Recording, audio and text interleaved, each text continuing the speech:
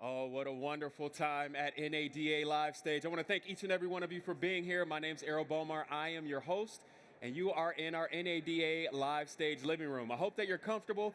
We have a few house rules. Rule number 1, enjoy yourself. Rule number 2, take your trash with you. Rule number 3, you can take your shoes off as long as your feet don't stink and you don't have holes in your socks. Those are my only rules. Other than that, we want you to have a great time.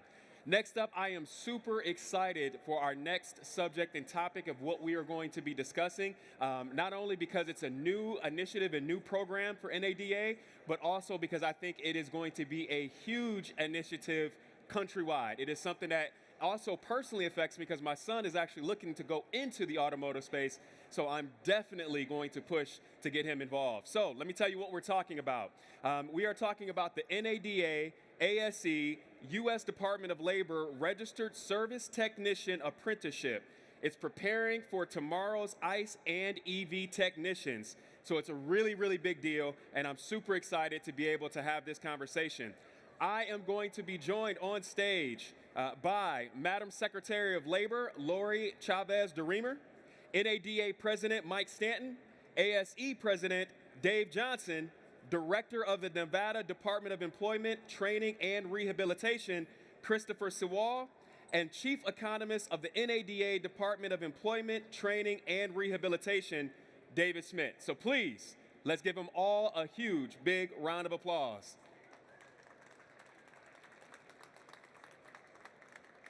And we're going to be joined by a few more. While you're all there on the outskirts, guess what? We've saved some seats for you. So please, feel free to come on in, fill in the empty spaces, make yourself comfortable. As I said, you know the 3 house rules, the number 1 being take your shoes off as long as your feet don't stink. That's a big one.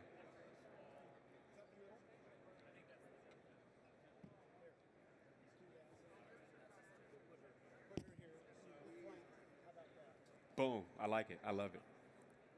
We'll get it figured out. The star of the show is not here yet. She's on her way. She's on her way. Yes, we had to cue the music, smoke effects, all the fun stuff. No. Dave knows. He's a joke teller. Oh, I love this. Okay. Oh, yeah. No, you do not want any of my dad jokes.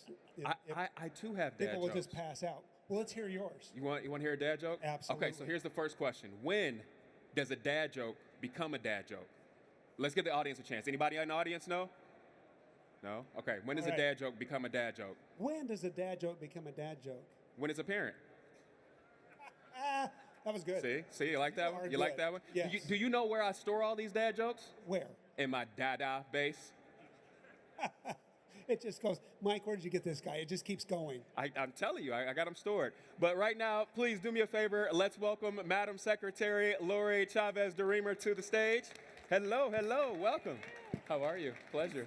Come on in.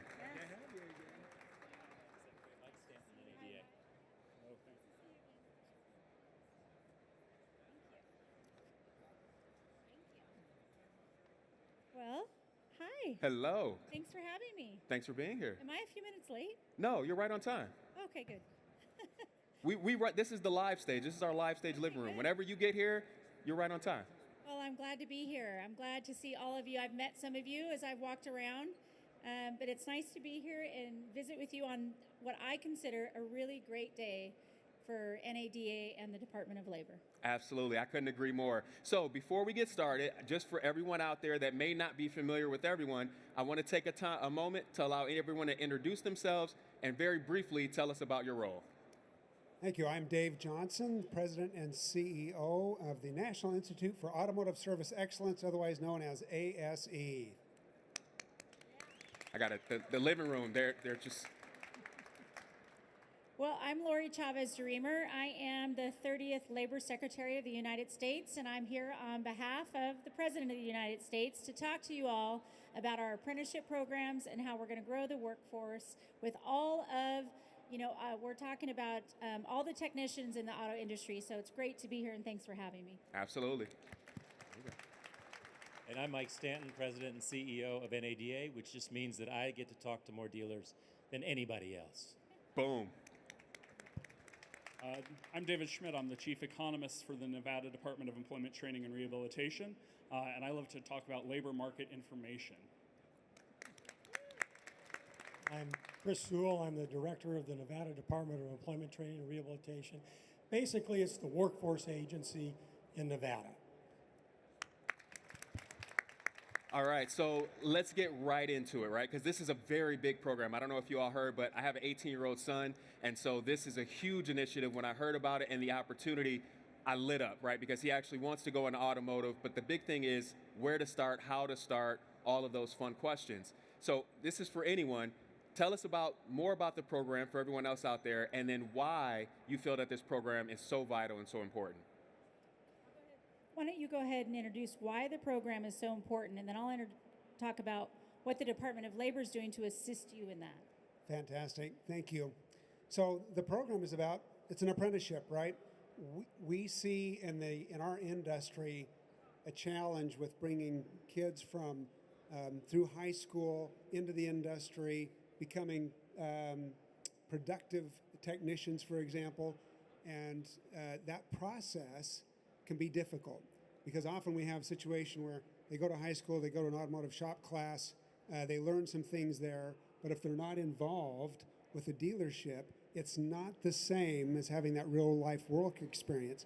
And this apprenticeship actually gives structure to that process so that you have a much better chance of those students coming through a school program, coming into your dealership, having that structured apprenticeship that is going to develop them into a productive professional technician who is able to learn a good living, produce well for you, and contribute back to society. Well, I want to add to that a little bit, a couple of things. One, the President of the United States has asked me, as the Labor Secretary, to make sure that we have 1 million active apprentices across this country. Since Trump's Department of Labor started this year, we have registered over 320,000 new apprentices nationwide. We have over almost 2,800 new programs. But right here, through the auto industry, we're seeing more and more programs. I know that our state partners are doing a wonderful job, but there's really more to that. We have to change the narrative that we have been talking about for the last 30 years, that we are going to recognize our tradesmen and women across this country to have mortgage-paying jobs, have great-paying jobs where they can provide for their families, and that they will earn while they learn. And one of the ways to do that is to partner with private industry. The one thing the Department of Labor doesn't do is change market demands. We want to hear from private industry, what are those market demands, and then how do we have that skilled workforce to answer the call? Whatever economic drivers that we can help with, the narrative has changed. We want to be your allies, not your adversaries. We want to listen to what you have to say, and that's why we're here today, because we're going to sign this agreement with NADA and the Department of Labor to register those apprentices, deploy the dollars through our state partners, and make sure that we can draw a line from A to B. What do you need? How fast do you need them? And let us get them deployed on the ground. That's why this program is so important, because NADA is leading the way in telling us a nationwide program. We don't have to replicate it over and over again. We're going to have the industry standards. We're going to train these young men and women who want to go and be a technician, and then we're going to deploy that across the United States where you don't have to, dealers don't have to reinvent the wheel, and we're going to assist in that program. That's the change in this administration, and I have MOUs with the Department of Education to deploy hundreds of millions of dollars to produce and measure that metrics on how many apprentices that we can register, and we're finally here to be your partners. I love that. That's great. Now, David, Madam Secretary kind of set you up a little bit. She talked about some of the economic indicators, right? And I know one of the big things, and you mentioned some of the stigmas from 30 years ago, right? One of the big stigmas right now is that this is not a well-paying industry. You mentioned being able to have technicians and workers that are able to pay their mortgage, pay their bills, and do it comfortably. What are you seeing from the economic side of what people are experiencing when it comes to wages and the impact of that, especially in this particular career field? Yep. So what was really interesting to me is that if you look at occupations that have similar education, experience, and training requirements as auto technicians is the second largest industry as a whole, but it's also one of the lowest paying industries. It's $48,000 a year. But for those auto technicians that work at a dealership, they make $10,000 a year more than the technicians in other industries. And so being able to have a partnership with the auto dealers where those technicians are making the highest wage they do, really helps to take a step forward and get people prepared and get people in to those better paying jobs. That's great. Now, Mike, I'm going to come to you in just a minute, but Chris, I've got a question for you because, of course, the big thing is how do we build that bridge, right? Because you're talking about potentially kids that are coming out of high school looking for, hey, the 4-year degree might not be the direction that I need to go, right? How do we then create that bridge to where we can show them here's a new roadmap that isn't necessarily what's been pushed for so long? Well, I think one thing, apprenticeships are the key to drive success in this country. And when I was junior, senior in high school, my parents said, you're going to college, you're going to college, you're going to college, you're going to college. That doesn't fit. We need to go back to apprenticeships. We need to go back to the trades. And this is a perfect example of how that is going to work nationwide. And we need to make sure that our young adults can go out, graduate from high school, get into a position where it's a great paying job and they can pay their mortgage, they can pay their bills, they can go on vacation with their families. And that's where this is all beginning. And not only does the state of Nevada fully support this 1,000%, but we also have programs not only to help the dealerships with this apprenticeship program, but we have a program for incumbent worker training. So if you're a dealer and you have a great employee, but that employee may need some more education, come to me. I'll pay for it through the federal government and through the WIOA program. And then that way, when you bring that individual up even further, we can then backfill with the apprenticeship program that we're going to be signing today. So this is a win-win for everyone. It's a win-win for dealerships because they can actually use some of the programs that we get from the federal government for incumbent worker training along with apprenticeships. Man, that's unbelievable. Now, let me just, quick personal note, I'm actually the product of an apprenticeship program. So my father retired from General Motors 51 years in. He started an apprenticeship program when he was 17 years old, and his goal was to do 50 years at General Motors. He made it to 51. And so I definitely recognize the importance of programs like this, and I think to the point of it used to be a common thing, and it's kind of gone away, so I love that we're bringing this back. Mike, I wanted to ask you, one of the big things, right, is NADA is always pushing to bring something new. You mentioned that you talk to more dealers than anyone. What are you hearing feedback so far from the dealers about starting this program, and then potentially, because we know dealers are family-owned businesses, they are in the community, and so this is a wealth and a pool of talent that they could potentially tap into. What's the feedback that you're getting so far? Well, first off, just listening to you all, I've heard the word apprenticeship, job. This is really a career opportunity for these individuals. At NADA, we have 18,000 rooftops out there, dealerships, all makes, models, in every community across the country. Dealers employ directly about 1.2, indirectly 1.1 million people, but every dealer I talk to has a need back in the shop for a technician. And so we love this program. We have had a lot of starts and stops in my career over the last 25 years, and we haven't been able to kind of nail it yet. This is encouraging. It's on a big scale, and dealers are excited about it just for that very reason. We got to develop that pipeline of our future master technicians. So we are very, very pleased to partner with the government and with ASE. We just very, very optimistic. Yeah, and Dave, one of the things that I loved when I heard about the program, and for those that aren't familiar, this is not a virtual program, right? This is a program that actually requires that these people that go through the program are doing the work. They have so many hours that they have to do the work before they move on. Can you tell us a little bit more about what the requirements are?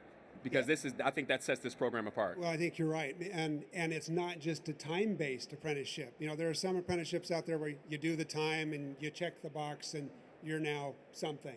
This is a competency-based apprenticeship where you, as you said, have to do the work. You have mentors that are in the shop. You have ways of tracking you throughout so that when you're through with that apprenticeship in the 18 to 24 months, you are a productive employee. You haven't wasted your time, nor the dealer's money, nor the taxpayer's money, and you're able to go out and produce. And so to me, that, if I want to talk about a key difference, that's it. Yes, it incorporates elements of ASE certification in there, which is important because ASE certification isn't created by a couple of guys in a corner at the ASE office. It's by all of you. This industry created it. I'll just say real quick, many don't know this or they've forgotten. ASE was created by co-founders, NADA, the OEMs, and some of the large aftermarket players in 1972. And here we are over 50 years later, still here with the industry, serving the industry, and that's why this thing exists and why we're so excited. I want to also point out, it should not be lost on us that the Secretary of Labor is here in this facility today representing our president and the federal government and their commitment to the automotive industry, and this segment of the automotive industry being technicians, those who work in fixed ops. That is a big deal. Thank you for being here. Thank you. Absolutely, absolutely. Okay, now listen up. To everyone that's out there, everyone sitting down here, it's not often that you get to be a part of automotive history. And this is that moment. We're getting ready to come up and they're going to sign this into action, okay? So here's what I need from you, because this isn't just another convention. This is the auto industry event of the year. And you, 2026, you all are witnessing and a part of automotive history, because this, I guarantee you, can impact your child, it can impact your family member, or someone else that's connected to you. So you really definitely need to be excited about that. So as I announce their names and as they come up to the podium, I want you to make so much noise that they wonder in the other hall, what in the world is happening over here? Can you guys do that for me? All right. So with that being said, to go ahead and get us kicked off, I'd like to first ask NADA President Mike Stanton, please come on up.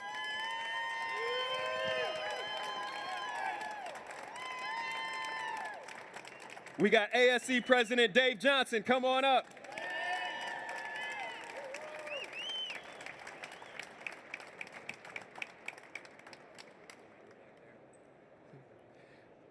And last but certainly not least, let's give her a huge round of applause, Madam Secretary of Labor, Lori Chavez de Reamer.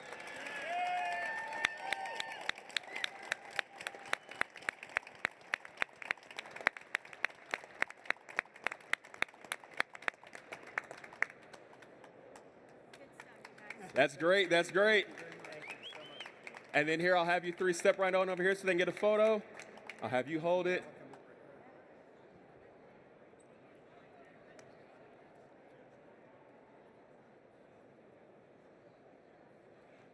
All right, ladies and gentlemen, one more time, big round of applause for automotive history sign into effect. That's what I'm talking about. I'd like to thank each and every one of our guests that came up today. Don't go anywhere. We are still hanging out in the NADA live stage. We're going to take a quick break. We do have commercial breaks while we're here on the live stage. Thank each and every one of you for being with us here. Thank each and every one of you for being here. And I'm super excited. Who's responsible for this? This has to get to where it needs to go. Somebody? Okay, there we go.